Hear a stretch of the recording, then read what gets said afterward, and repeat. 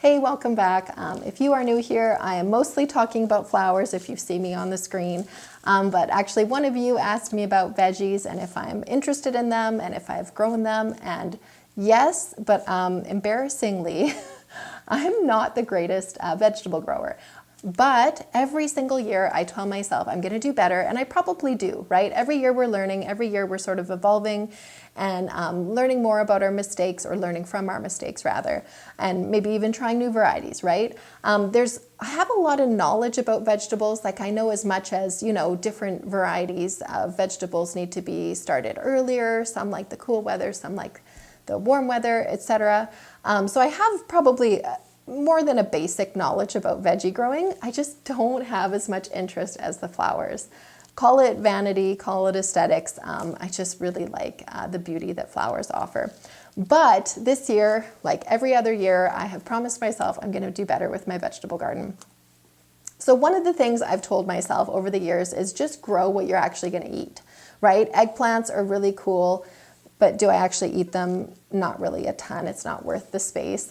So anyway, that's one of the things I've sort of realized over the last few years. I'm just going to grow what we eat. So today I'm going to be sharing a lot of the things that we love eating, the things I'm okay at growing. So take this with a grain of salt because this is not my forte, but from one gardener to another, let's all encourage each other to do a little bit better than we did last year. And sort of push ourselves out of our comfort zones at the same time. Okay, so I was at Home Depot earlier today for light bulbs, of all things, and I noticed their seeds were out. So I was very excited to go over there. I do have a ton of seeds that I keep from year to year. They usually germinate just fine when you keep them from year to year. So I definitely have those, but these are the ones that I know that I need more of because we definitely use them and grow them and eat them the most. So I've got tons in my basement in my seed container that I'll be using as well, but these are just probably the majority of the things that I need to sort of replenish. Okay, the first one is arugula, and this is rocket, and I feel like it's a really crisp green. It doesn't bolt as quickly as lettuce. It germinates super fast, grows super fast, and it's really delicious, and it almost has like a bit of a spice, not spicy as in hot, but spicy as in flavor instead of your typical lettuce. So yeah, definitely love arugula. And last year I tried the seed tape for Scarlet Nantes carrots. Really, really convenient. Definitely helps with the overseeding problem that we usually have with carrots. So I thought I would get it again. And then also just for fun, the Kaleidoscope blend, which is just the beautiful rainbow mix of carrots. And then I have beets, which don't really eat a ton of them, but again, they're just so quick to grow. It's just kind of like a no-brainer. Might as well plunk in a couple when you have an empty spot in the garden. So this is Detroit Dark Red. I've grown these before.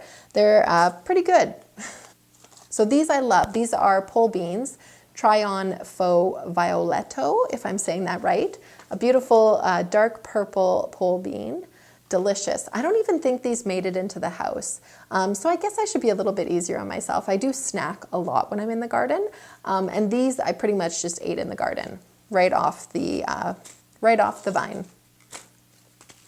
Cilantro, I usually grow quite a few different herbs, but this is probably the one that I grow the most of. There's nothing like fresh cilantro, and I could eat almost a bowl full like a salad.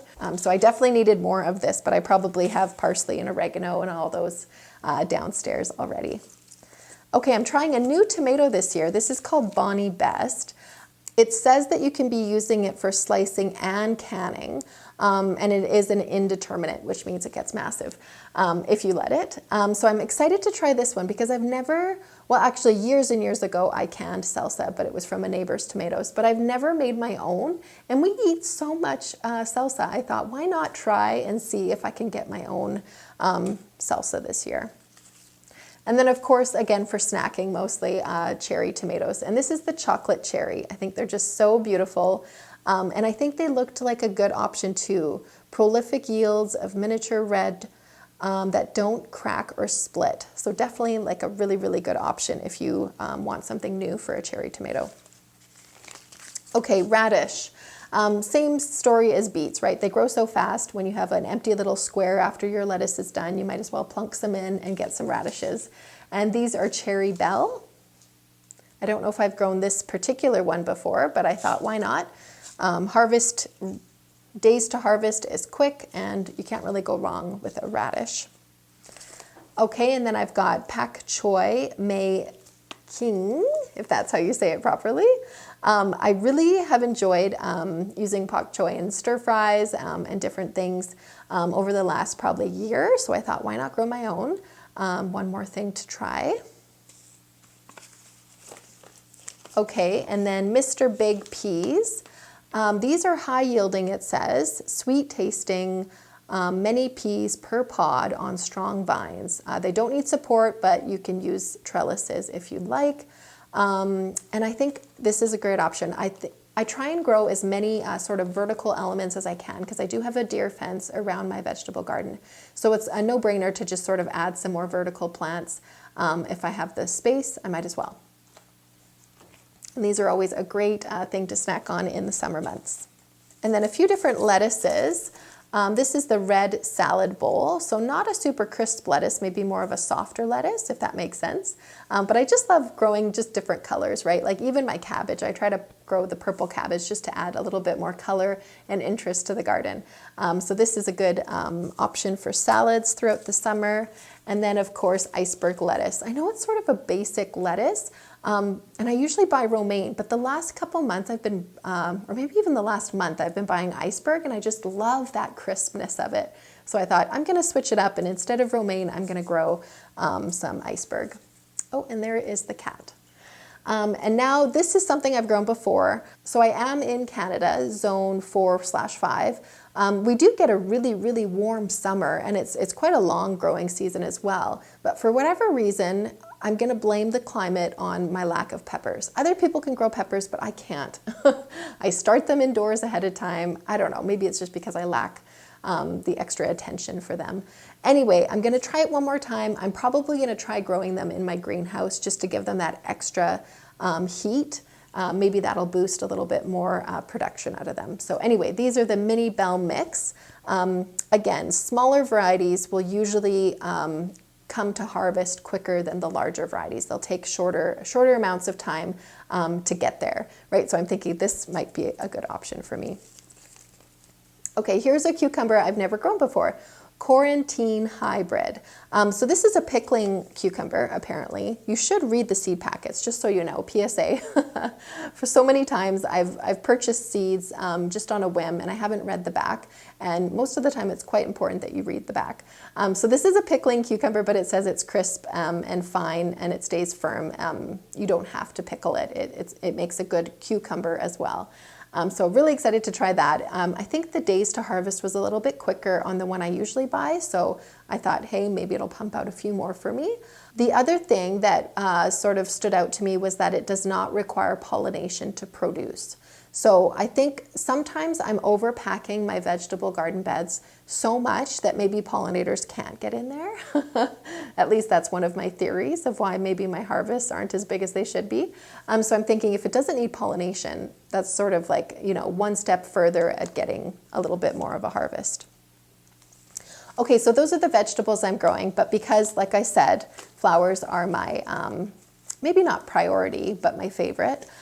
These are some of the flowers that I grow either around my house in containers or in the vegetable garden to bring in some good pollinators or, you know, attract some beneficial insects into the garden like marigolds. So I thought I would share them with you as well since I did grab them from Home Depot too. Oh, one last vegetable. So this is curly scarlet kale.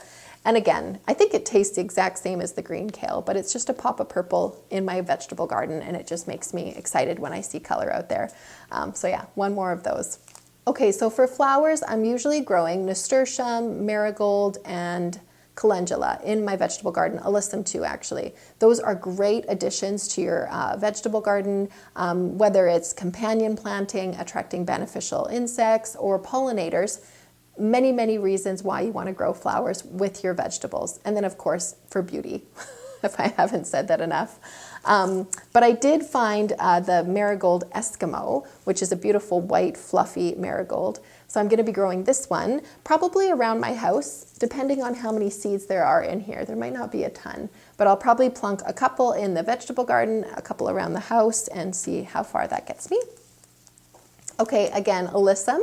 I grew tons of white alyssum, and it got to be quite large. So I'm growing royal carpet this time because this one I also grew last year, and it stayed a little bit smaller. And again, it's purple, so love that one. And the next few ones I probably won't be growing in my vegetable garden, but I thought I would add them anyway. Coleus, this is the rainbow mixed colors. This is a really, really good one. Grew this last year, tons of different varieties in leaf variation, and really easy to grow. Aubrietta Whitewell Gem.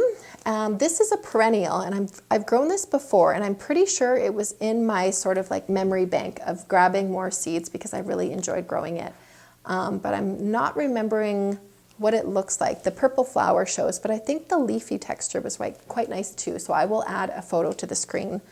And then Morning Glory, it's not invasive in our area. I know it's a problem for a lot of you, but it's not for us. And this is Heavenly Blue.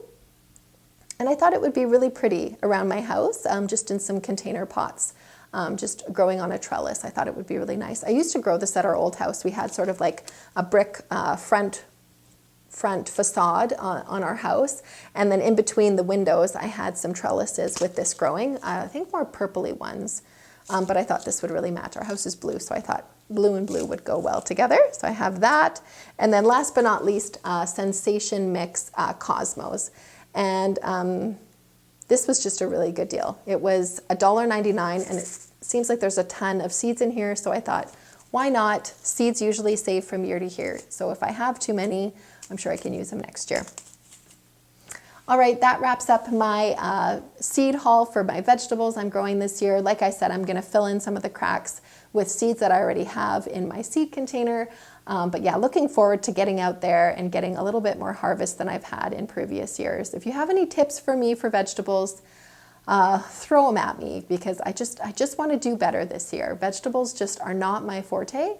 But I do get a lot of joy from going out there and, making a salad from what I've grown and different things like that. But yeah, vegetables are a little bit more challenging for me versus, perennials, trees, flowers, and all of that type of thing. So let me know if you've tried any of these varieties or if they're new to you. And let me know what you're growing this year that's new to you. It's always fun to try new things as well. Thank you so much for joining me, and I'll see you next time. Bye.